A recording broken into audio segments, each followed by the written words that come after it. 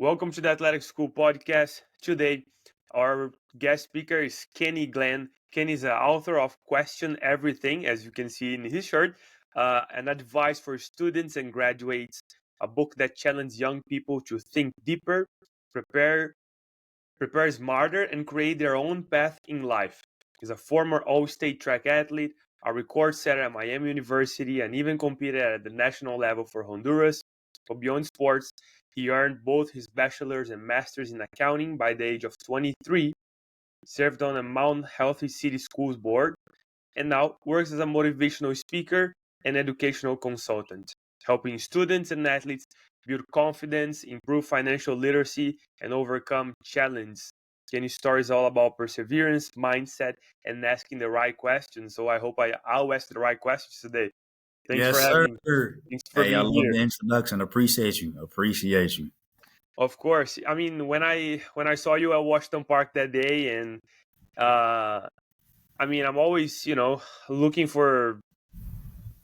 I feel like whenever your mindset it's Yeah. set for those type of things, you just attract those things. And then when I saw the banner from far a little bit, and I was like, keep going. I'm like, that sounds pretty Hey. interesting. I have to get a little bit closer. Yeah. And then I was like, yeah, I definitely have to connect. So Kenny, you were an all-state athlete, record holder at Miami University, set national records for Honduras. What lesson from track and field you still use in your day, in your life today, in business, in life? What's something that translated from the sport that you had back then to your life nowadays? Quick break before we get back to the show. First of all, thank you so much for listening to the Athletic School podcast. It means the world to me. Second, in whatever platform you might be listening to this, if you could hit that follow or subscribe button, that would mean the world to me as well. It's just the beginning, but it already feels like something special. And if you do that, I promise you that with all my energy, I'll bring the best guest speaker as possible, and I'll keep sharing all the lessons I have learned through this journey to make you a better person on and off the field. Now, let's get back to the show. Yeah. Great question. So, me being a long jumper, one thing that comes to mind for me is sometimes you have to take steps back before going forward. Mhm. And so, in long jump, right, you have an approach. And so, some athletes, they'll take 16 steps, 18 steps, 20 steps, but running and sprinting before jumping into the sand. But before those steps and takeoff, right, a lot of athletes, and this is something I did too, take a couple steps back, right, so you can get your footing and then kind of gain momentum into the full approach. And so I take that same thing and apply it to business and life. Sometimes you got to take a couple steps back before propelling forward to get to your full potential. But of course, other great lessons such as, and we can say discipline or desire, right? When you truly desire a goal, you're willing to be disciplined and apply it, right? There may be some things I don't feel like doing, but I know I need to do them in order to reach my goal. But also the importance of teamwork, right? Although track is very individualistic, you still need a team. And so, although nobody else was out there jumping with me from a long jump standpoint, I still had coaches, and even the crowd interaction was a benefit to me. But then even the athletes I was competing against could serve as a benefit as well. And so we would take tips from each other, but then also that competitive juice would fuel us to be our best. And so those same principles that I got from athletics, I'm still applying to life. And so discipline, desire, teamwork, competition, but then taking a few steps back before going forward. Mhm. What does taking some steps back means to you in a daily life? Let's say, I don't know, you're trying to get a new job, or you're trying to decide if you should get a master's or not, if you should take that apply for that job or this or that. But what does taking a step back in life means? Like, could Yeah. you could you give an example? This episode is sponsored by CaliforniaAvocadosDirect.com, delivering rich, creamy, hand-picked avocados straight from a family farm in Escondido, California, to your door. No middleman, no mass storage, just farm fresh quality you can taste and trust. packed with healthy fats, potassium, and fiber. It's the kind of real fuel high performance need, whether you're grinding on the field or recovery from it. Use the code The Athletic School for 10% off of your first box at CaliforniaAvocadosDirect.com. Yep, to me it means so without taking a few steps back, we may want to just go, go, go because we want things so fast, right? We nowadays we live in a microwave society and an Amazon Prime delivery society, right? So I remember a time when you order something, you had to wait 7 to 10 business days before it came to your door. Right now, if we order something on Monday, if it's not there by Thursday, man, we're calling HR, we're calling somebody, speaking to somebody's manager about why my package isn't here, who stole it. It's like, man, where has our patience gone?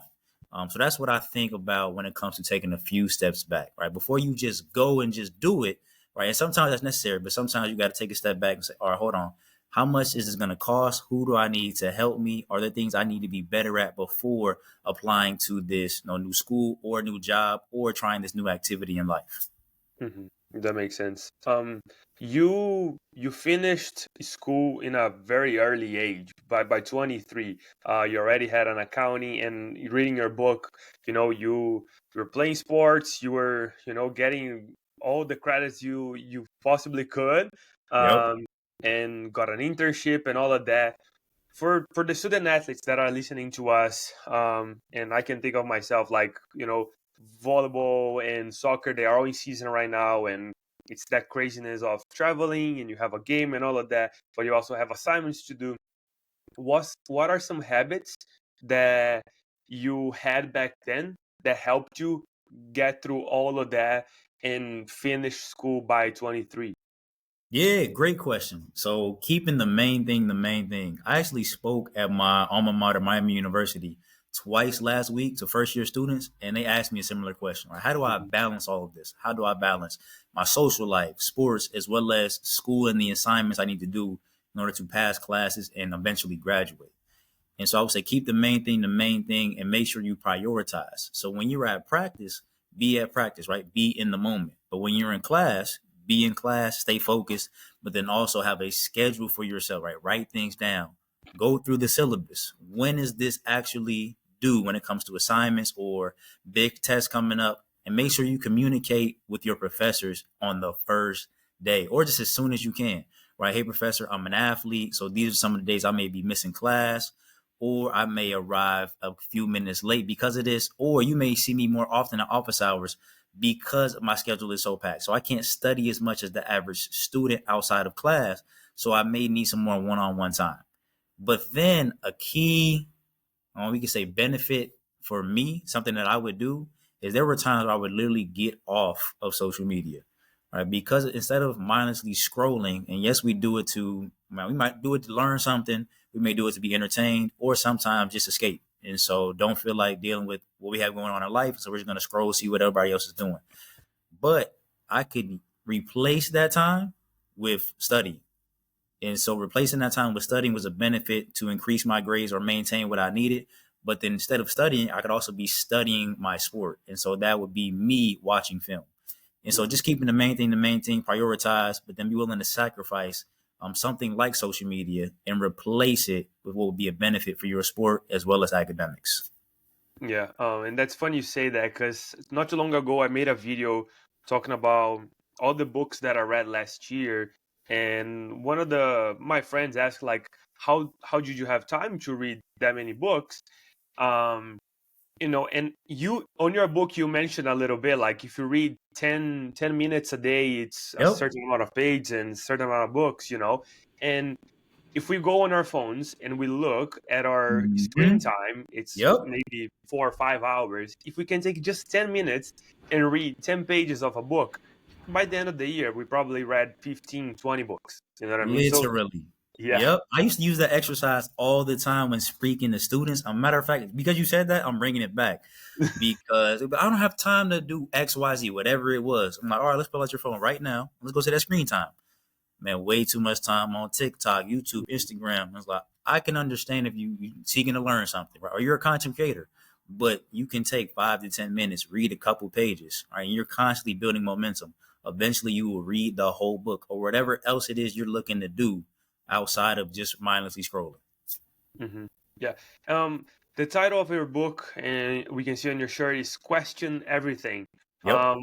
What does that mindset mean for someone that is still trying to figure out what they want to do, what path they want to take? Yeah. It's great that they're seeking to figure out what it is they're seeking to do because, right, that is a, we can say, entendre of question everything. And so, question everything literally means to remain curious. All right. And when you are curious, you're going to continue to ask questions. And so, when you're trying to figure out what is it that I want to do, right, that may be tough to answer because I get a lot of I don't knows.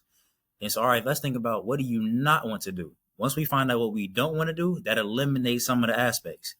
And then now we're on the pathway. All right, what is it that I want to do? And so, a question you can ask yourself is what problem in the world am I passionate about solving? All right, and there's a bunch of problems in the world, but you got to ask yourself, all right, where can I see myself serving as a benefit? So for me, I'm very passionate about being in front of students and helping them prepare for life after high school. All right. And so talking to middle school students, high school, as well as college age students to help them figure out, all right, what questions am I not asking? What resources am I not using? Or am I as confident as I truly need to be? All right. And so that's my passion, but people have passions in other places. They just have to go through the path of figuring it out.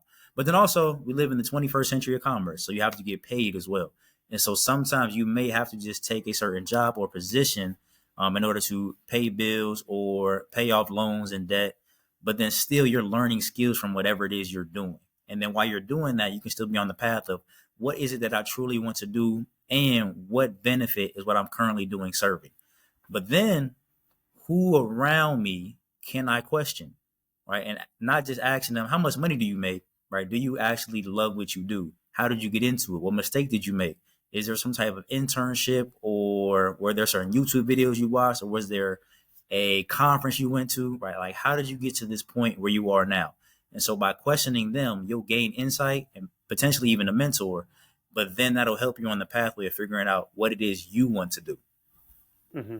And that brings me to my next question, because on the book you talk a lot about resources that college or schools itself give us, but sometimes we don't take Mm-hmm. advantage of that. And I think one of them would be simply just talking to the professors, right? Because Yep. they could become mentors, and and there's so many resources that we can go about it. But can you think of one resource that people often overlook? Alumni. Yep, True. most students do not seek out alumni who graduated from their school. And so whether that is high school or college or university, right? Like who graduated from here that I can connect to, right? So you might have some super famous alumni, right? You may not be able to reach them yet, but you can reach the alumni that are still local and still doing amazing things in their own right. Like for example, from my high school, I know professional athletes who I may or may not be able to contact, but I also know some accountants who live down the street. So like, man, I can go talk to that accountant and say, what was it like when you were in my shoes eating the same things as me? And then what was your journey since you graduated from here? Right now, it was a high school example. But from a college example, we have LinkedIn. And so go on LinkedIn and then type in your university and then find people who have graduated from your school and even find people who graduated from your major. And then let's say you don't want to use LinkedIn or it's not providing you much results. I would talk to our professors, right? Ask them, have you had, or advisors, have you had former students who have the same major as me or from my hometown who I can connect with? And if you ask that question enough, you're going to find somebody, and the people that you find will be beneficial. Hmm.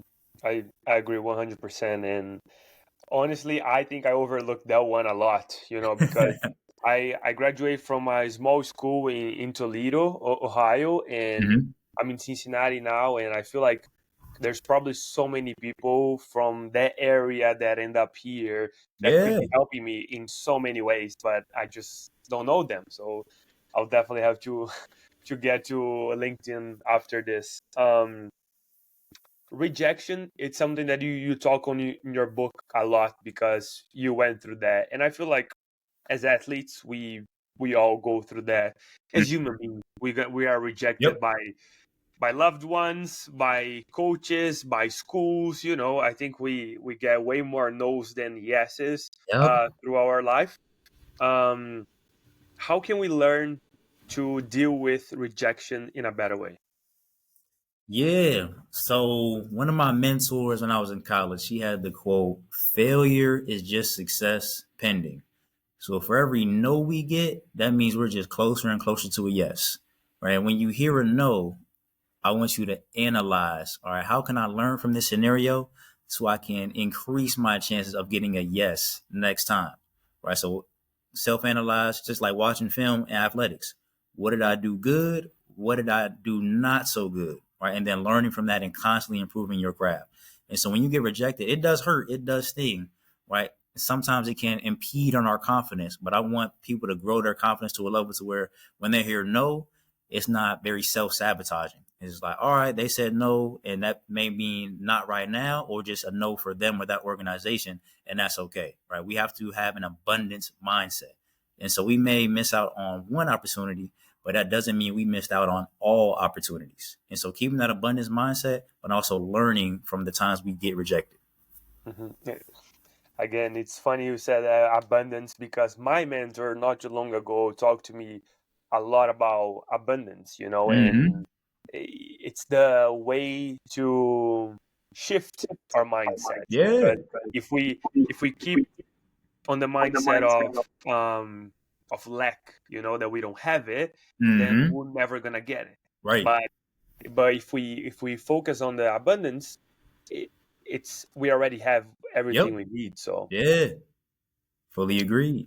Um, you mentioned a lot about like how society is right now, how we are into social media and all of that. How back then when we order something, it would take a while to get here, but nowadays everything is just so quick, just so fast. Mm-hmm. Um, you work with so many students. What mindset shift do you see as important for the generation that it's coming right now? What kind of mindset should they have? Yeah, things that are healthy and worthwhile, you will have to exercise some level of patience. And so we use the microwave analogy, but we can also use a seed analogy, right? You plant a seed in the ground, whether that's a watermelon or we can say, let's say like an apple tree, right? It's not going to grow and be ready to eat tomorrow. All right, it's going to take time. And so you yourself are a seed, but then also your thoughts and ideas are seeds, right? And it has to go through a growth phase, right? We can use pregnancy as an example, right? A mom, right, wants to have their kid probably immediately, right? But it takes 9 months. No matter how you slice it and dice it, it's going to take 9 months in a normal circumstance. And so just knowing that you have to exercise some level of patience on this life journey. And so I know you want things immediately, right? Especially when we're looking at Instagram, like, or maybe your peers got something that you wanted immediately, or people you look up to, right? Like for me, I'm 28 and they are 50-year-old mentors that I have, right? And so sometimes I want what they want right now. And that's just not the case, right? They're 50. They got a 22-year head start on me. And I don't know what they went through or who they met or the times that they failed in order to get to that level of success they're at now. And so just knowing that it's going to take some patience and being okay with that, but still progressing and growing along the way and not just quitting because it didn't happen immediately or as fast as it did for somebody else. Hmm. I do agree with you that you know becoming self-aware, it definitely helps because sometimes we just live in a mess where we just don't know anything, and when we Mhm. bring self-awareness, that helps a lot. um, I do have some type of self-awareness when it comes to that, but the other day I had a podcast with a professional soccer player from FC Cincinnati, Pavel Buka, which I posted not too long ago. Nice. um, I recorded the podcast. It was an hour podcast. He's a busy guy, Yep. as you can probably think.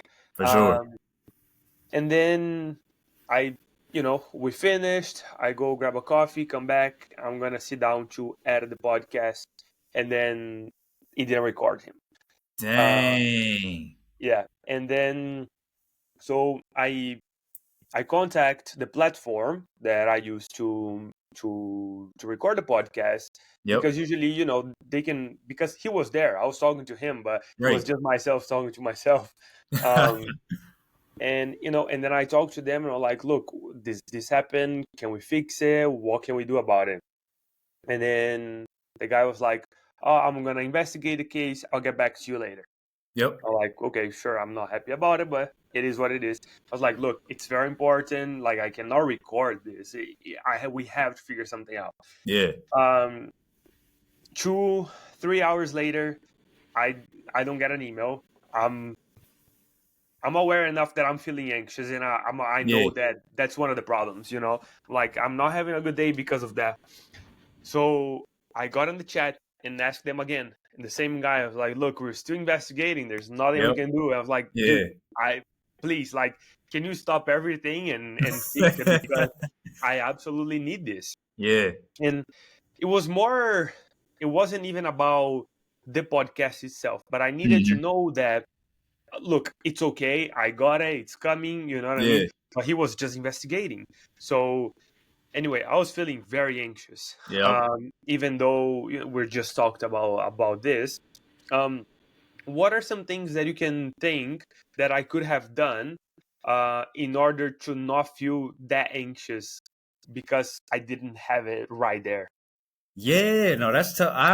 I wonder how I would have felt. I definitely would have probably felt the same way. Yeah. But from an advisory standpoint, right? Like what could have been a good strategy is probably taking some time away, right? Hmm. Because when you just sitting there in front of the laptop, you're like, I gotta find a solution. Where is this film? Are they doing everything possible? Do they see it and have the same level of urgency as me? All right, and probably not. Right, so they have other things going on, and so, right, from my point of view, and giving advice, it would be to just take some time away, and so putting the laptop down, taking a walk, because if they can find the solution, they will contact you, and if they can't, obviously they'll tell you that as well, Hmm. but Yeah. worrying about it isn't going to make it happen faster. And so just taking some time away and probably taking a walk would have Yeah. been a benefit. Yeah, and I agree, because I had to go coach that night, and I did, and then I completely forgot about it. And Yeah. when I got back, when I had a break, I checked my phone, and then he said, "Good news, here's the podcast." Yeah, and then we Yeah. got it back. See, there it Yeah, is. yeah, yeah, perfect. I love that. Yeah, I agree with you I know you were super 100%. hyped. Yeah. Um, let's go back to your experience when you were, when you were an athlete and all of that. You were competing. I'm sure at some point you struggled with self-doubt, or maybe Yeah. you were super confident, who knows. But if you struggle with self-doubt, how did you push it through it?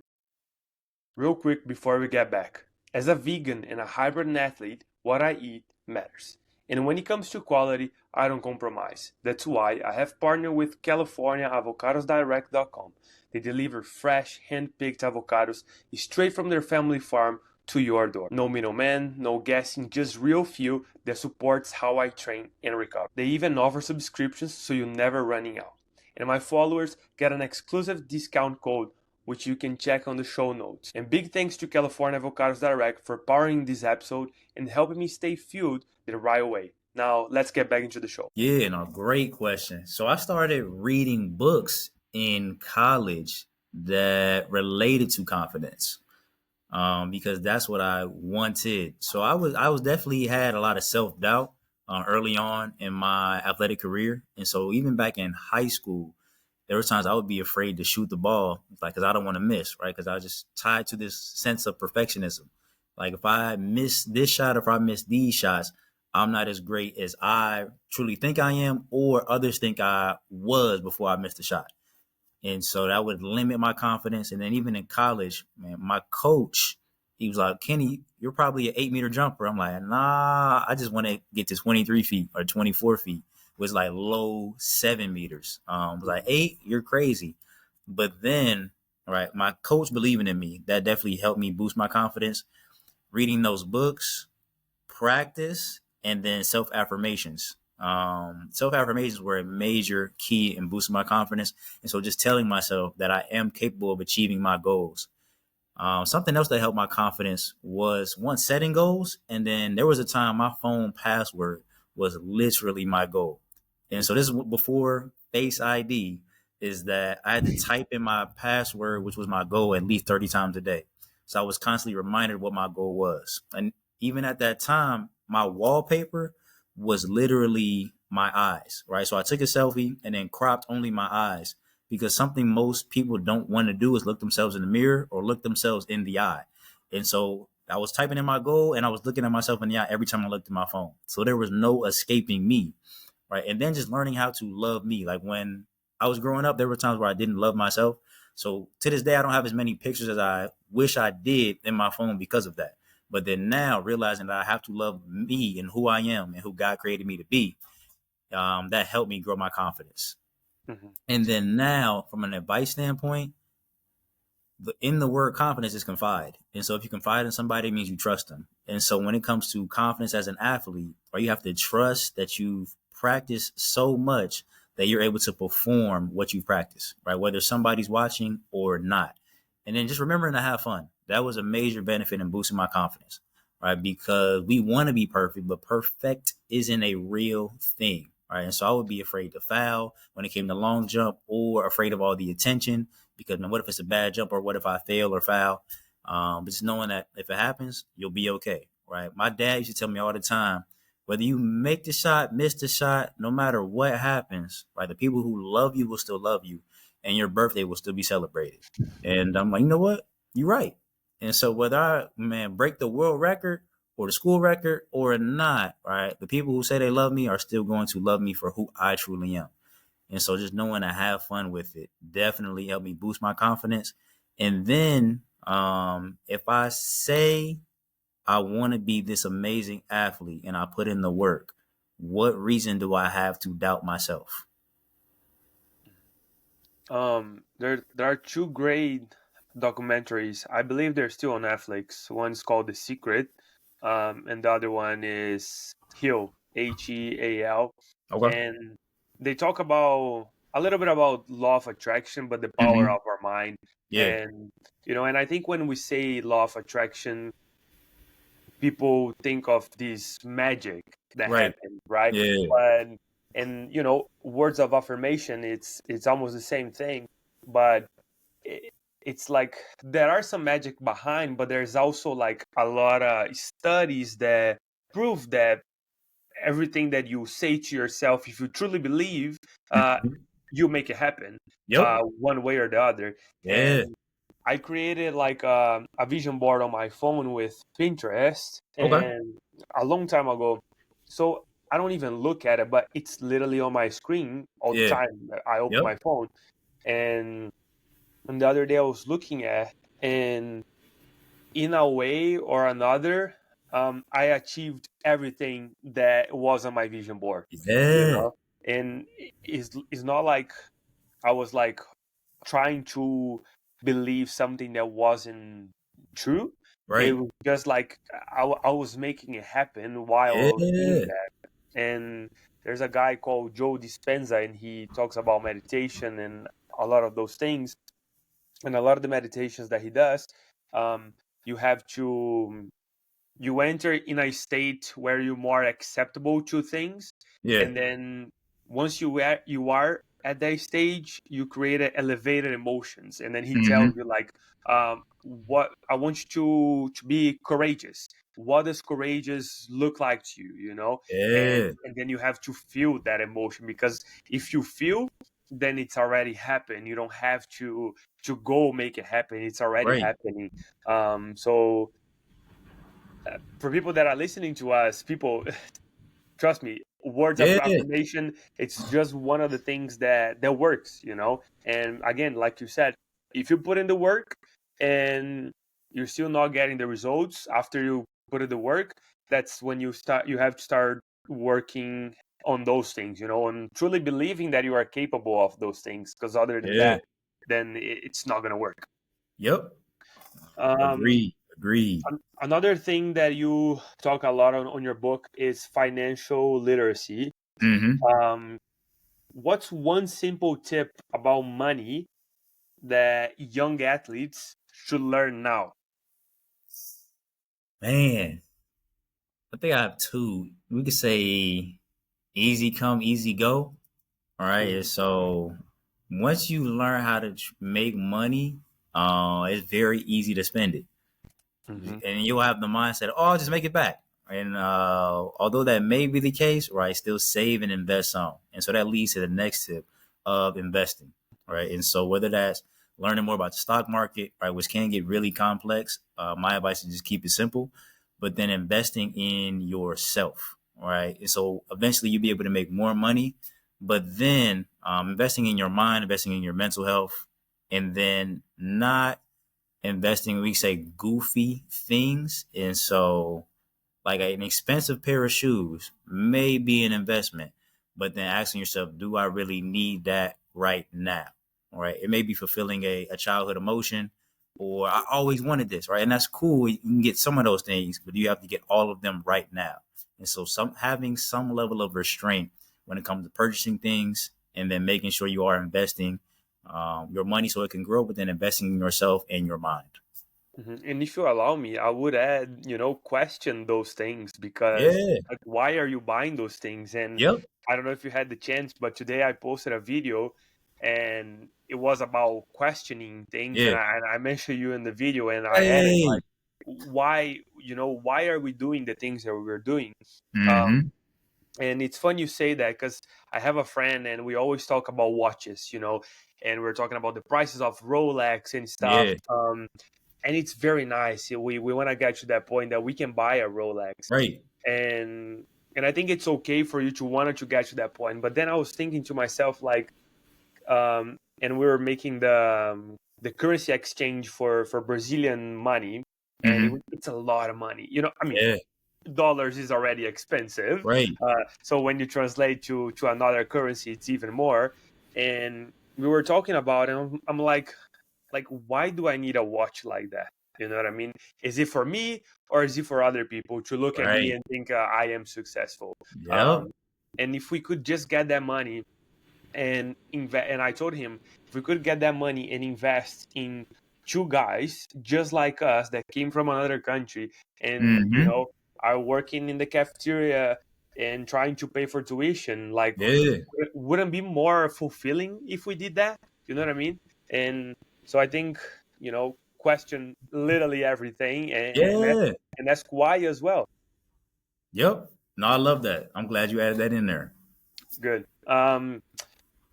If you could go back and give your younger self, maybe in high school or maybe college, one piece of advice, what would it be? Yeah, man. So Initials KG, name my company, keep going. And so I would tell him to keep going. All right. Like keep going on the path that you are on. Right? Everything that I did back then led me to become who I am now. All right. But I would also say, right, I know you only said one. So if it was really one, keep going. But then also um, dive deeper into the resources that you have available to you. And so, yes, I networked a bunch, but then I would have networked even more. And so, saying hi to any and everybody, getting their contact information, connecting with them on LinkedIn, scheduling coffees with professors or office hours, just so I can deepen those relationships that I would be able to benefit from now, and not just for me, but so I could introduce them to others who will see the benefit in it. For example, I have young men who are mentees. I get to be their mentor, who are now at my college and other universities across the country. And they get to benefit from the relationships that I built. And so, all you need help in this class, or you're looking for a certain scholarship, or you need somebody to talk to, I know those people on your specific campus who can help you because of the things that I did while I was there or when I met that person. And so, diving deeper into relationships as well as the resources available would add to the keep going. Hmm. And you mentioned, like, keep going on that path that you are. Um, what if I'm on the wrong path? How can Yeah. I how can I recognize that? Yeah. typically when you're on the wrong path, you can feel it. Hmm. And so when you have that feeling, all right, you have to essentially take ownership of your life and your decisions and say, today's gonna be the day where I change this. All right. And it could be just one thing. Because if you change everything at once, you may fall into relapse. But right, change one thing at a time, one day at a time. Eventually, you get yourself on the correct path, right? But when somebody's on the wrong path, they typically have a certain feeling in their gut, and they're probably getting feedback from others saying that that may not be what you should be doing or what's ideal. We can say for healthy success. Hmm. That makes sense. Kenny, thank you so much for taking the time. Like I said, I've been loving the book. I Hey, think it appreciate it. Yeah, I think it's huge for, for people not necessarily that are lost and they don't know where to go, Right. but it gives a better direction on, Yeah. and things that you should focus on. Um, I wish I had learned some of these when I moved to the US and I was going to school. But I love the book and love everything you had to add this right now on the podcast. Thanks for taking the time, and I really appreciate everything you do. Yeah, hey man, thank you for having me. Man, thank you for having the confidence and courage to come up to my booth at Washington Park. And so that Hmm. sparked the conversation. That's when you got the book, told me about the podcast. And I love giving advice in general, but then definitely to student athletes. And so you having the athletic school is a major benefit and resource to all listeners. And so appreciate you for being who you are, and then creating this and doing what you do.